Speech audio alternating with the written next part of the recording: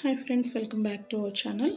ఈ వీడియోలో ఇంకొక beautiful and simple blouse design, beginners కూడా చాలా ఈజీగా స్టిచ్ చేసుకునే డిజైను చూపించబోతున్నాను. ఈ డిజైన్ స్టిచ్ చేసుకోవడానికి కావాల్సిన materials 2 mm sugar beads, 4 mm bunch beads, silk thread, cotton thread, zari thread, aari thread needle, aari beads needle, normal needle, square shape clip stones, fabric glue. Materials కూడా చాలా తక్కువ యూజ్ చేసుకుంటాము.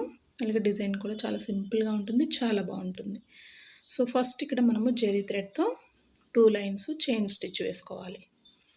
మనం ఏ డిజైన్ స్టిచ్ చేసుకున్నా కూడా జెరీ థ్రెడ్తో కానీ లేదంటే సిల్క్ థ్రెడ్తో కానీ ఒక 1 లైన్ లేదా 2 లైన్స్ ఇలా చైన్ స్టిచ్ కానీ ఏదైనా థ్రెడ్ వర్క్ చేసుకుంటే, ఇలా బీడ్స్ డైరెక్ట్గా స్టిచ్ చేసుకోకుండా ఇలా థ్రెడ్ వర్క్ చేసుకుంటే స్టిచ్చింగ్ చేసుకునేటప్పుడు మనకి ఈజీగా ఉంటుంది అనమాట. ఈ బీడ్స్ మీదకి నీడిల్ ఎక్కకుండా కంఫర్టబుల్గా ఉంటుంది స్టిచ్చింగ్ చేసుకునేటప్పుడు.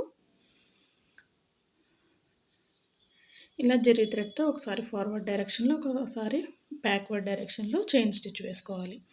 2 టైమ్స్ అయిపోయిన తర్వాత ఇక్కడ ఎండింగ్లో నాట్ వేసుకోవాలి. తర్వాత ఇక్కడ ఒక లైను షుగర్ బీడ్స్ని స్టిచ్ చేస్తున్నాను. ఈ షుగర్ బీడ్స్ని కాటన్ థ్రెడ్తో స్టిచ్ చేస్తున్నాను. Needle aari beads needle use చేస్తున్నాను.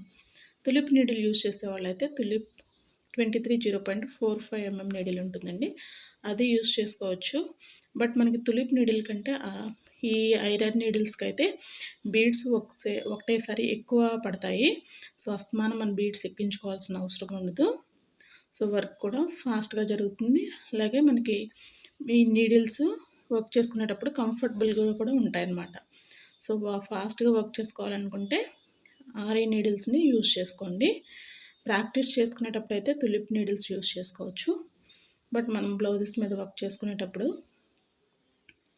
ఐరన్ నీడిల్స్ని యూజ్ చేసుకోండి, వర్క్ ఫాస్ట్గా జరుగుతుంది.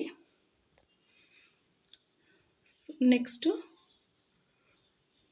ఒక 4 mm బీడ్, ఒక షుగర్ బీడ్ తీసుకుని స్టిచ్ చేస్తున్నాను. సో ఈ ఒకటేసారి ఒక బీడు 4 mm బీడ్, ఒక షుగర్ బీడ్ వేసుకుని స్టిచ్ చేసుకోవచ్చు. లేదంటే ఒకసారి ఒక 4 mm బీడ్, ఒకసారి ఒక షుగర్ బీడ్ వేసుకుంటూ అయినా స్టిచ్ చేసుకోవచ్చు. సో ఒక బీడ్కి మనకి షుగర్ బీడ్ ఒకటే వేస్తున్నాం కాబట్టి 2 కలిపి ఒకే చైన్కి వేసి స్టిచ్ చేసుకోవచ్చు. ఇలా ఒక లైన్ స్టిచ్ చేసుకున్న తర్వాత మళ్ళీ next line sugar beads stitch చేస్తున్నాను.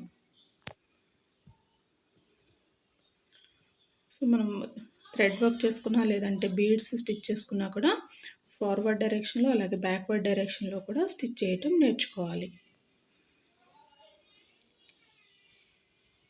ఇలా స్టిచ్ అయిపోయిన తర్వాత ఎండింగ్లో ఎండ్ నాట్ కంపల్సరీగా వేసుకోండి. నెక్స్ట్ ఇక్కడ స్క్వేర్ షేప్ క్లిప్ స్టోన్స్ తీసుకున్నాను. ఈ స్క్వేర్ షేప్ని ఇలా కాకుండా ఈ కార్నర్స్ ఈ విధంగా క్రాస్గా వచ్చేటట్లు ఇలా పెట్టుకోండి. బీడ్స్ దగ్గరలోకి ఈ విధంగా ఫ్యాబ్రిక్ గ్లూ అప్లై చేసి స్టిక్ చేసుకోవాలి. మనం ఈ క్లిప్ స్టోన్స్ని ఫ్యాబ్రిక్ గ్లూతో స్టిక్ చేసేటప్పుడు కొంచెం ఎక్కువ అప్లై చేసుకోవాలండి. నార్మల్ కుందన్స్ స్టోన్స్ కానీ అప్లై చేసుకునేటప్పుడు మనము అంటించుకునేటప్పుడు అవి ఫ్లాట్గా ఉంటాయి కాబట్టి ఫ్యాబ్రిక్లకి త్వరగా అంటుకుంటాయి.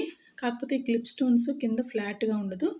సో ఎక్కువ ఫ్యాబ్రిక్ గ్లూ అప్లై చేసుకుంటే మనకి క్లిప్ స్టోన్స్ అనేవి ఊడిపోకుండా ఉంటాయి.